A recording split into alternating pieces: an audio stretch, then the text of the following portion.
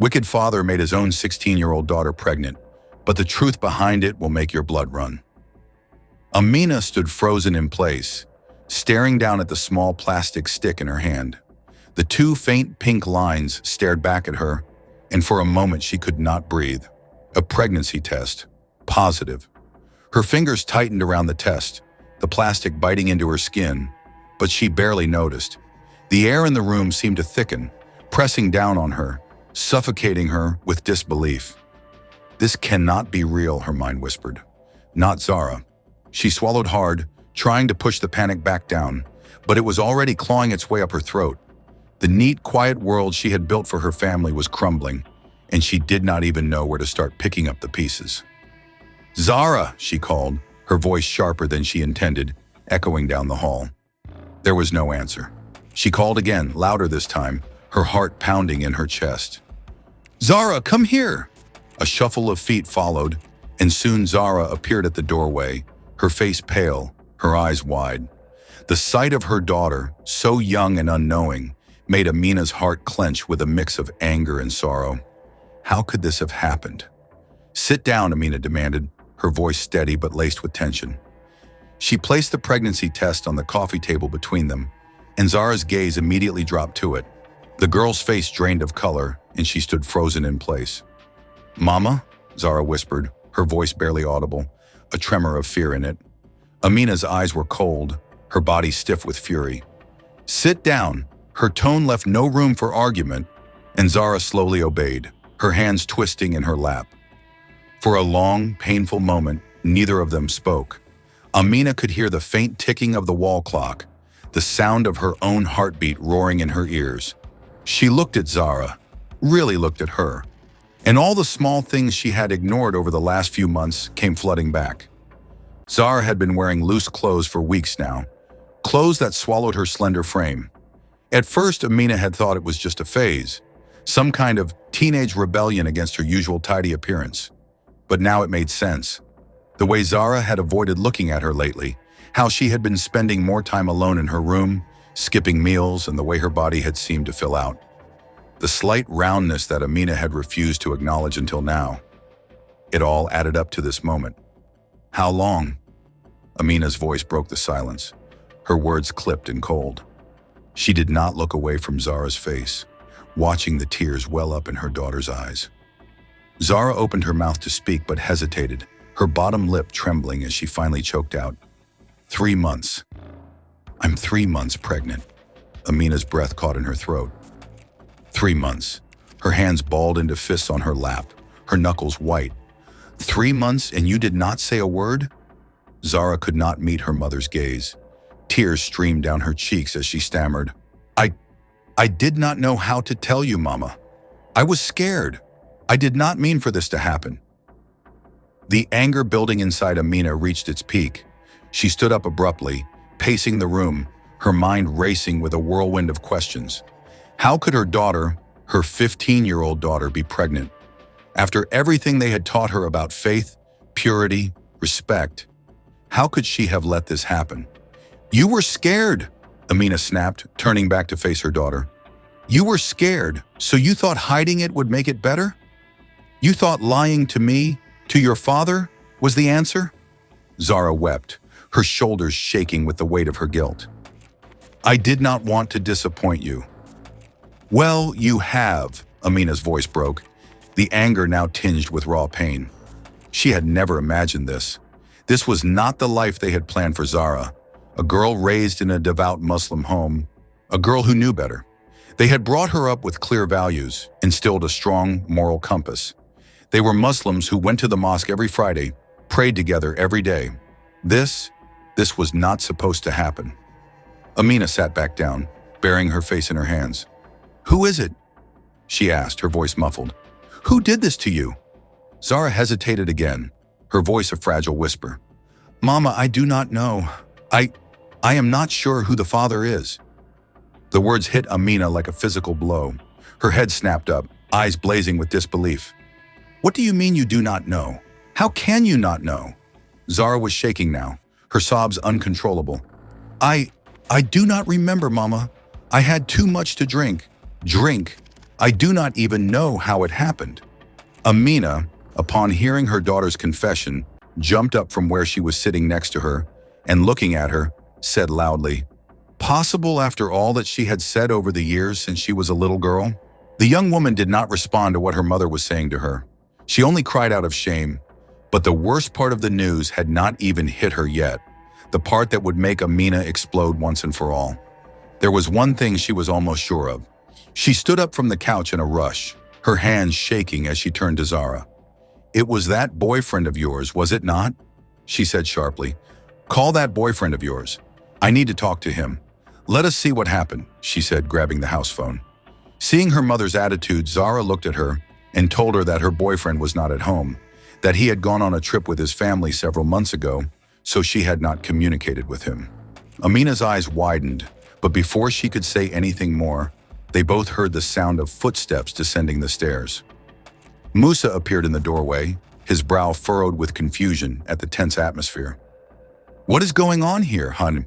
he asked, his eyes flicking between his wife and daughter. Amina's face twisted in anguish as she pointed at Zara. "How can I not scream with what I have just learned?" she shouted, her voice trembling. "This 15-year-old girl who is barely a child is pregnant." Musa's face paled, and for a moment he stood motionless, unable to comprehend what his wife had just said. Zara sat hunched over, her head buried in her hands, crying uncontrollably. "How did this happen?" Musa finally muttered, his voice barely above a whisper. Amina's expression darkened.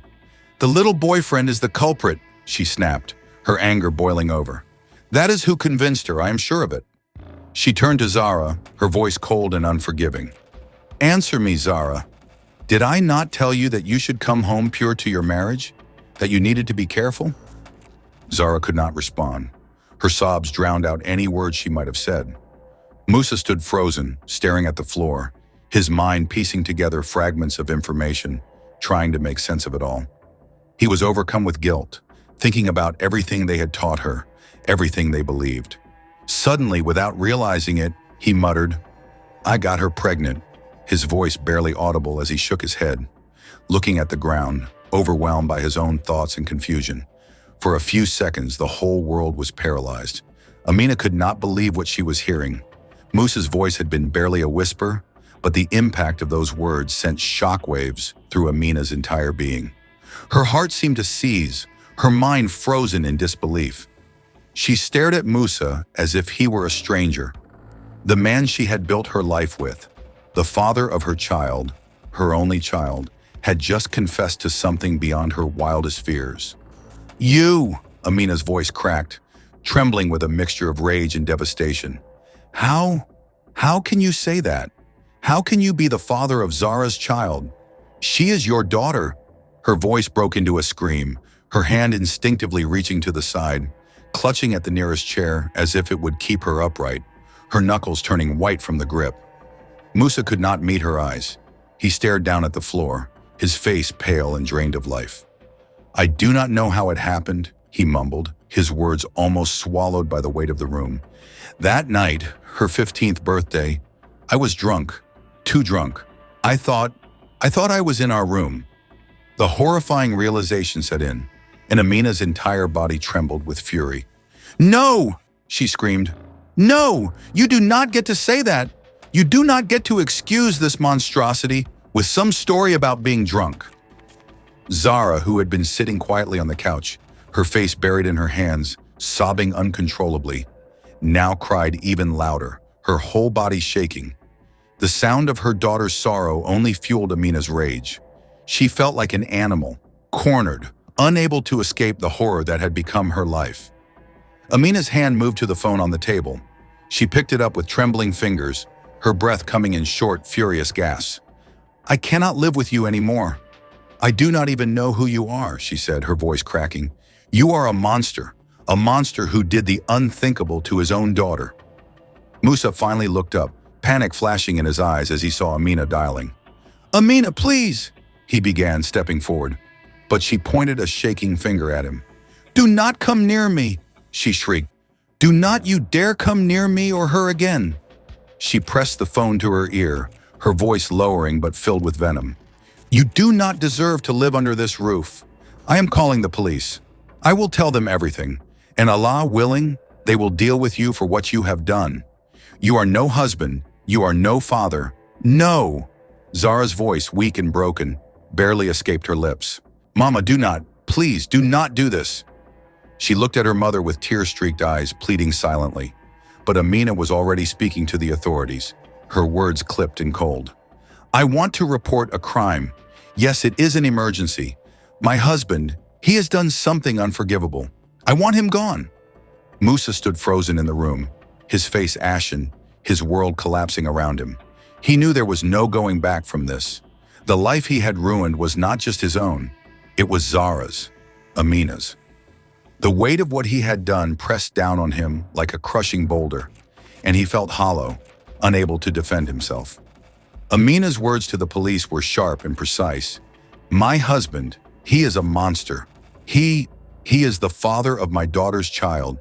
Yes, our daughter. I do not care what you have to do, just take him away. If you have to do anything, do it. He is not a man, he is an animal. Within minutes, the sound of police sirens filled the quiet street outside, the flashing lights casting long shadows across the walls.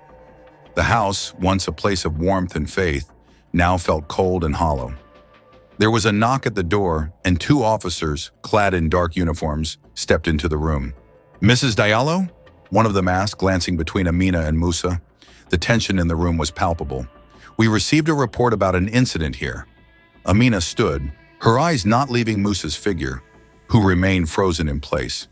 That is him, she said, her voice now hoarse from the yelling. Take him away. He is the father of my daughter's baby. The officers' expressions hardened, and they moved toward Musa, one of them reaching for the handcuffs. Musa did not resist. He did not say a word as they took his wrists and fastened the cuffs with a metallic click. His shoulders slumped, the weight of his guilt visibly crushing him. As they led him toward the door, Musa turned, his eyes finally meeting Zara's tear-streaked face. He swallowed hard, his voice breaking as he spoke. Zara, he said softly, I am sorry. I never meant for this to happen. I was confused, drunk, but that is no excuse. I know I hurt you. I know I hurt your mother. I do not deserve forgiveness, but I need you to know I loved you always. I am so sorry. Amina's body was shaking as she turned to Musa, her face red with rage. Get out, she screamed. Get out of this house before they come. If I have to see you for another second, I will deal with you myself. As the officers escorted Musa through the front door, Amina stood rooted to the spot, watching him disappear from her life. Her chest heaved with heavy breaths, her eyes burning with unshed tears. The storm of emotions that had raged through her was now replaced by a dull, empty ache. The door clicked shut behind them, and the house was plunged into silence once more. Amina collapsed into the chair, her hands covering her face. The rage that had sustained her moments before was gone, replaced by an unbearable sorrow. Zara's sobs filled the room, and after what felt like an eternity, Amina finally turned to her daughter. Her anger subsided, but the pain was still raw. She knelt in front of Zara, placing a trembling hand on her daughter's shoulder. I am sorry, Zara whispered through her tears. Mama, I am so sorry. Amina pulled Zara into her arms, hugging her tightly. It is not your fault, she said, her voice soft now, filled with a sadness that no words could capture. It is not your fault, my child. You did not ask for any of this. For the first time in what felt like months, Zara allowed herself to feel safe in her mother's embrace. The weight of what had happened, of what her father had done, still lingered. But in this moment, there was a fragile understanding between them, a fragile bond of survival. I want to keep the baby, Zara whispered, her voice barely audible. Amina pulled back slightly, looking at her daughter's tear-streaked face, confused. What? Zara's eyes, though filled with tears, held a glimmer of something stronger, something like hope. The baby, it did not do anything wrong. I do not know how it happened, but I believe there is a reason. Maybe it is Allah's will. I want to keep it, Mama. I have to. Amina's heart ached. She had spent so long believing that this pregnancy was a punishment, a curse for something unspoken. But hearing Zara speak with such conviction, such quiet determination, shook her to the core. The thought of this child, born from such confusion, from such betrayal, had felt like a weight too heavy to bear. But maybe Zara was right. Maybe this was Allah's way of giving them something, someone, to love through the pain. Amina cupped her daughter's face gently. "If that is what you want," she said softly, her voice filled with both sadness and acceptance, "then we will. We will keep the baby." Zara nodded, her tears slowing as she leaned into her mother's embrace once again. The months passed slowly, each day bringing Zara closer to the inevitable reality of her pregnancy. Despite everything, the bond between mother and daughter strengthened in those months. There was something about the growing life that brought them closer. Amina could see Zara's love for the unborn child growing each day, and slowly Amina, too, found herself softening toward the baby. No matter what had happened, no matter the pain and confusion that still lingered, the baby was innocent. One evening, as Zara sat on the couch, her hands resting gently on her swollen belly, she whispered to her mother, "Mama, do you think I am doing the right thing, keeping the baby?" Amina looked at her daughter, her heart aching with the weight of the question. She sat down next to Zara, brushing a strand of hair from her face. "I think," she said slowly, "that Allah has a plan for everything. This baby did not ask to come into the world like this, but maybe this is part of a bigger reason. I do not know why it happened, but I do know that love will guide us through." Zara nodded, tears welling in her eyes. "I have thought of a name for him," she whispered. "Oh?" Amina's voice was gentle, her eyes softening. "I want to name him Habib," Zara said, her voice filled with a fragile hope. "We could call him Habib, like the little angel he is." Amina smiled, her heart swelling with emotion. She reached out, placing her hand over Zara's. "Habib, it is perfect." Months later, the day of Habib's birth arrived. The labor had been long and exhausting, but the moment Zara heard his first cry, a wave of relief and love washed over her. Amina stood by her side, her heart breaking at the sight of her daughter, so vulnerable, yet so strong. And when she saw the baby, tiny, fragile, and perfect, Amina's heart melted. The room was quiet, the soft sounds of the hospital drifting in the background. Zara held Habib in her arms, staring at his little face in awe. Amina leaned in, her voice a gentle whisper. "Look at him," she said, her voice breaking slightly. "He looks just like you did when you were born." Zara smiled, tears slipping down her cheeks. "Mama," she said softly, her voice trembling, "there is something I need to tell you." Amina looked at her daughter, her brow furrowing slightly. "What is it, my love?" Zara hesitated, her heart pounding in her chest. She glanced down at Habib, his tiny fingers wrapped around hers, and then back at her mother. "I have been afraid to tell you about the night Habib was conceived." Amina felt a cold shiver run down her spine, but she forced herself to remain calm. She sat down beside Zara, her hand resting on her daughter's arm. "Tell me," she whispered. "Whatever it is, you can tell me." Zara took a deep breath, her voice shaking. "It was the night of my 15th birthday party. Adam and we drank too much. I was so drunk by the end of the night that I do not even remember how I got into my bed. He helped me up to my room, but then someone else came in." Amina's heart raced as she listened to her daughter's words, piecing together the fragments of that terrible night. She remembered Musa's confession, how he had been drunk too, how he had stumbled up to the second floor, thinking he was entering their bedroom.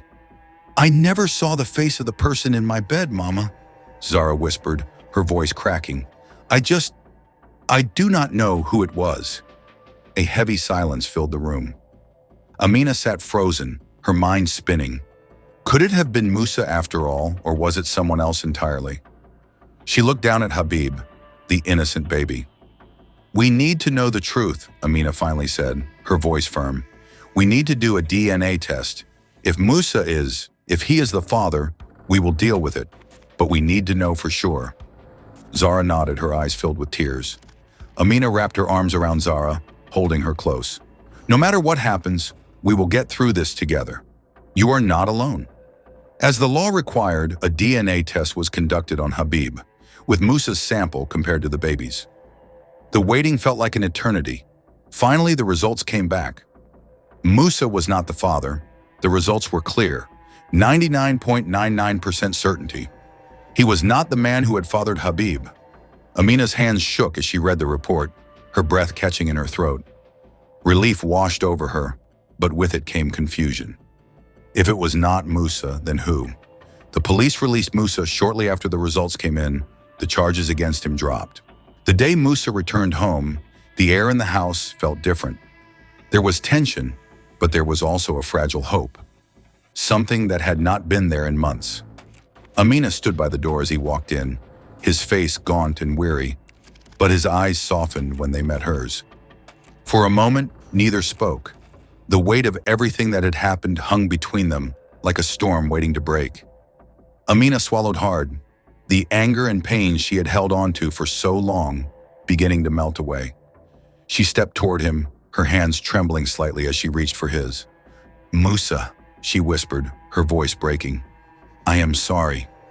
Musa's eyes filled with tears, and for the first time since everything had fallen apart, he let himself break.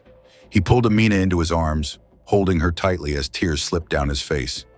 "I am sorry too," he whispered, his voice thick with emotion.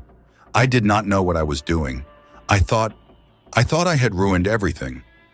For a long moment, they just held each other, the months of pain and confusion slowly being replaced by something else, something like forgiveness. "I thought I was the father," Musa said softly, his voice trembling. "The dates, they lined up. I was so sure I had done something terrible that night. I could not bear the thought of someone else being responsible, so I convinced myself it had to be me." He paused, his grip tightening on her hand. "But I thank Allah every day that I did not fall into the devil's trap. If I had done that to our daughter, if I had hurt Zara in that way, I could not have lived with myself. I would have ended it." Amina pulled back slightly, looking into his eyes. Her heart ached for the man she loved, the man who had carried such a heavy burden all this time. "But you did not," she said softly. "You did not, Musa, and we are going to get through this together." Zara, standing in the corner of the room with Habib cradled in her arms, watched the scene unfold, her heart heavy with emotion. She had spent so many nights wondering if her family could ever be whole again, but seeing her parents now, holding each other, forgiving each other, gave her a glimmer of hope. "Zara," Musa whispered, turning to his daughter for the first time since he had walked through the door. His eyes softened as he stepped toward her. Can I hold him?" Zara's breath caught in her throat. She looked down at Habib, his tiny face peaceful in sleep, and nodded slowly. "Of course," she whispered, her voice shaking as she carefully placed the baby in her father's arms. Musa held his grandson for the first time, his hands trembling slightly as he cradled the small, fragile life. His heart swelled with love and sorrow, but most of all, gratitude. He looked down at Habib's face, his tiny hands curled into fists, and whispered a prayer of thanks. "Thank you, Allah," he murmured, "for keeping me from going down that dark path. If I had, I would never have forgiven myself." Zara watched her father with tears in her eyes. For the first time in what felt like forever, she felt a sense of peace. She stepped forward, and without hesitation, Musa pulled her into the embrace, holding his daughter and grandson close to him. Amina joined them, wrapping her arms around both of them, and for the first time since the nightmare began, the family felt whole again. After a few moments, Musa pulled away slightly, his expression turning more serious. "But we still have a question to answer," he said softly, looking between Amina and Zara. "If I am not the father, then who is?" Zara lowered her gaze, her heart pounding in her chest. She still did not know who had come into her room that night, and the uncertainty weighed heavily on her. Musa kissed the top of her head, his voice gentle but firm. "I am going to find out, Zara. I am going to make sure whoever did this pays for dishonoring you." As the days passed, Musa began his own quiet investigation. He questioned neighbors, teachers, anyone who had been around during the weeks leading up to Zara's birthday. But every avenue he pursued led to dead ends. No one knew anything. No one had answers.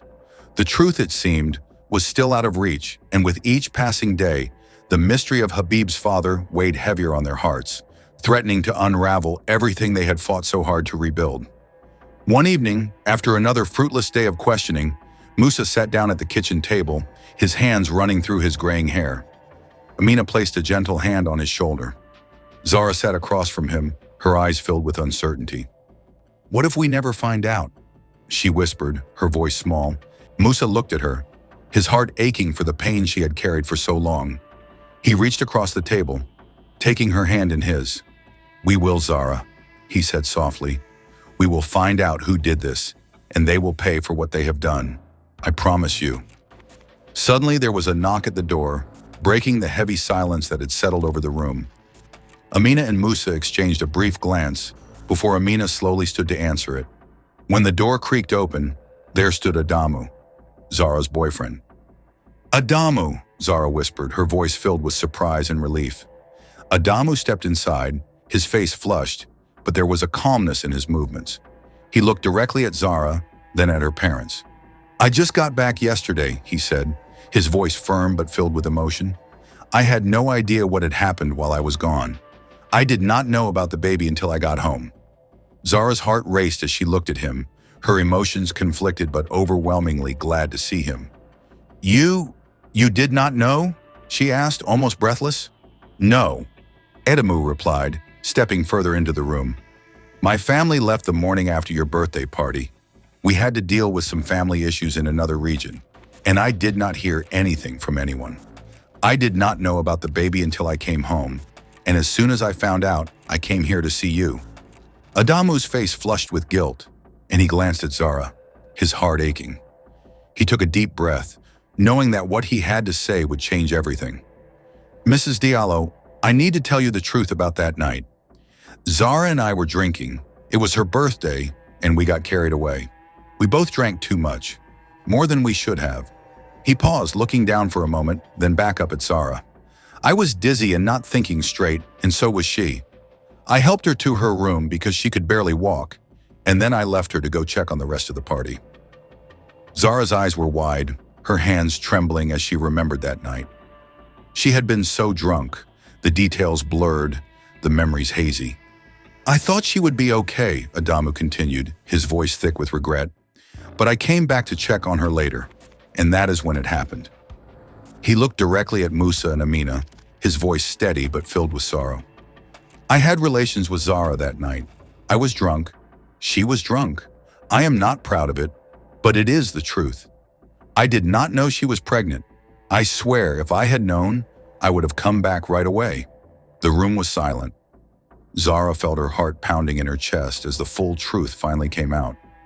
She had been too afraid, too uncertain to confront the details of that night, but now it was all laid bare. Her parents stood motionless, processing Adamu's confession. "You," Amina began, her voice trembling. "You did this? You are responsible for this?" Musa's reaction was immediate. His fists clenched, and his voice rose with fury. "You took advantage of my daughter when she was drunk. You... "No," Adamu interrupted, his voice firm but desperate. "I did not take advantage of her. We were both drunk, and it just happened. I did not force anything on her. I love Zara. I always have." Zara's voice finally broke through the tension, soft but pleading. "Mama, Papa, please. I love him. We did not mean for this to happen, but I do not want to do this alone." Amina's stern expression faltered. She looked at her daughter, seeing the vulnerability in her eyes.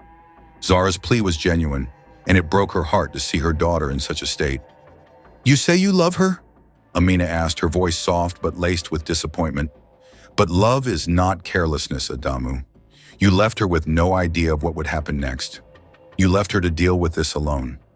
Adamu shook his head, his eyes filled with guilt. "I did not mean to, Mrs. Diallo. If I had known, I would never have left. But now that I do know, I am here. I am not running away. I want to take responsibility for Zara and the baby." Musa, his face tight with anger, took a step closer to Adamu. "You think it is that easy? You think you can just walk back in here and fix everything? This is not a mistake you can just undo, Adamu. You have caused pain. You have disrupted our family. I know I have, Adamu said quietly, his voice thick with regret. And I am sorry. I am not trying to undo what happened. I am trying to do what is right now. I am here because I love Zara, and I want to be a father to the baby. I am 18 now. I am of age, and I am not afraid to take on this responsibility. Adamu barely had time to register Musa's movement before he felt the older man's hand grab the front of his shirt, yanking him forward with a force that left him breathless. In one swift motion, Musa shoved Adamu toward the door, his voice booming with anger. You think you can just walk back in here and act like nothing happened? Musa growled, his face red with fury. You ruined my daughter's life, Adamu. You do not just say sorry and expect us to forgive you? Adamu stumbled, catching himself just before he fell, but he did not retaliate. He looked up at Musa, his expression resolute even as he stood at the edge of the doorstep. I understand you are angry, Mr. Diallo, Adamu said, his voice calm despite the tension in the air. But I am not leaving, not until we figure this out. Just as Musa was about to push Adamu further, there was another knock at the door. Amina, who had been watching the scene unfold in tense silence, moved to answer it. When she opened the door, she was greeted by the sight of Adamu's parents, standing on the porch with worried expressions. Mr. and Mrs. Diallo, Adamu's father said, his tone serious but measured. We need to talk. Musa stepped back, his face still tight with anger, but he motioned for them to come in. Amina nodded stiffly, allowing them to enter the living room. There was an uncomfortable silence as the two families stood across from one another, the weight of the situation pressing down on all of them. First of all, we are here to apologize, Adamu's mother began, her voice trembling slightly. We had no idea what was going on between Adamu and Zara. We did not know about the baby until Adamu told us. But now that we do, we want to make this right.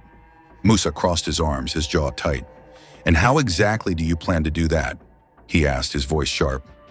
We want Adamu to be a part of the baby's life, Adamu's father replied, his tone firm. We know mistakes were made, and we are not excusing them. But Adamu is ready to take responsibility. He loves Zara, and he wants to help raise their child. We came here to find a solution that works for both families. Amina, her arms wrapped protectively around herself, glanced at Zara, who was sitting quietly, her hands resting on her lap. Zara had not said much since Adamu's return, her emotions swirling in a confusing mix of relief and uncertainty. Before either family could respond, a soft cry echoed from upstairs. It was Habib, his little voice breaking the tension in the room. Zara immediately stood, her maternal instincts taking over. I will get him, she whispered, excusing herself and heading upstairs. The room fell into a heavy silence as Zara disappeared, and everyone's attention shifted back to the conversation. Musa's eyes flicked toward Adamu, still standing near the door. You really think you are ready for this? Musa asked, his voice quieter now but still laced with doubt. Raising a child is no small task. It is not something you can walk away from when it gets tough. I know, Adamu replied, his voice steady. I am not walking away. I am here for the long haul, Mr. Diallo, for Zara and for the baby. Just then Zara reappeared, cradling Habib in her arms. The baby's cries had softened to small whimpers as she gently rocked him. The sight of her holding the child, their child, brought a moment of quiet reflection to the room. Adamu's parents had yet to see the baby, and as Zara slowly approached, their eyes filled with emotion. Adamu's mother took a step forward, her hand covering her mouth as she whispered, Oh my, is that him? Zara nodded, her expression soft but weary. This is Habib. Adamu stepped closer, his eyes locked on the small, squirming figure in Zara's arms, his heart racing as he reached out, his hands trembling slightly. Can I hold him? He asked, his voice filled with both anticipation and fear. Zara hesitated for a moment, but then nodded. Carefully, she transferred the baby into Adamu's waiting arms. The moment Habib settled against his chest, his cries stopped. The room fell silent as everyone watched in awe. The baby, who had been restless moments before, now stared up at Adamu with wide, curious eyes. He stopped crying. Amina whispered, almost in disbelief. "Adamu," she said. "He looks just like you." Adamu smiled, his eyes filling with tears as he gazed down at his son. "Hey, buddy," he murmured, his voice soft. "I am your dad." As if sensing the significance of the moment, Habib lifted his tiny hand and touched Adamu's face, his fingers brushing against his cheek. The baby let out a small giggle, his eyes twinkling as if he recognized the man holding him. Adamu's heart swelled with emotion, his grip on the child tightening just slightly as tears blurred his vision. "He is beautiful," Adamu whispered, looking at Zara with awe. "He has your eyes, Zara." "And Habib. That is a perfect name." The room seemed to shift in that moment. Amina and Musa, who had been so firm in their stance, felt the ice around their hearts begin to thaw. Seeing Adamu hold his son, seeing the way Habib responded to him, made it harder to maintain their anger. But even so, the pain of the past months could not simply disappear. "Adamu," Musa began, his voice softer now, "you have caused a lot of hurt. You left my daughter when she needed you most, and I am not ready to forgive that." Amina, standing beside Musa, looked at Adamu, her expression still conflicted. "We will allow you to see Habib," she said slowly, "but this does not mean we accept you back into Zara's life. Not yet. You will need to prove yourself, Adamu, to all of us." Adamu nodded, his heart full of determination. I will do whatever it takes," he said as he looked down at Habib, still nestled peacefully in his arms. Adamu felt a surge of hope. The house had grown quieter since Adamu started visiting regularly. His presence, once met with cold suspicion, had slowly become a part of the daily rhythm, especially as he took on more responsibility for Habib's care. He arrived early in the mornings, sometimes even before the sun had risen, ready to help Zara with the baby. He changed diapers, rocked Habib to sleep, and fed him without a single word of complaint. Amina would watch from the kitchen window as Adamu quietly hummed to Habib, pacing the backyard as the baby napped against his chest. Though she did not say much, Amina's eyes softened over time, her heart slowly opening to the young man who had once been the source of her greatest pain. But it was not until the day Habib fell ill that everything changed. It started like any other afternoon. Zara was in the living room with her parents, and Adamu had just finished feeding Habib his lunch. The baby had been fussier than usual, but no one thought much of it. That was until Habib's skin grew pale, his tiny body unusually still. When Zara picked him up, he was burning with fever. Panic swept through the house. Zara's face turned white with fear, and Amina's hands trembled as she tried to soothe her daughter. Musa stood frozen, helpless as Zara held the baby close to her chest.